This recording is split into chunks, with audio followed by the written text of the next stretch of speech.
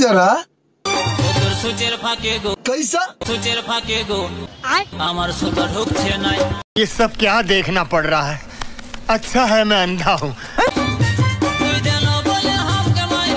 अच्छा अभी बता दे भाई, अभी बता दे। আচ্ছা মামুনি, তোমার তো হয়ে গেছে বিয়া, তাও তোমার সূচের ফাঁকে ঢুকছে না সুতা। এইটা কি কোনো কথা? দেখো আমরা কেমন বোকাচোদা, আমরা তো কিছুই জানি না। এই মামুনির জন্য ছোট্ট করে একটা শাড়ি হয়ে যাক।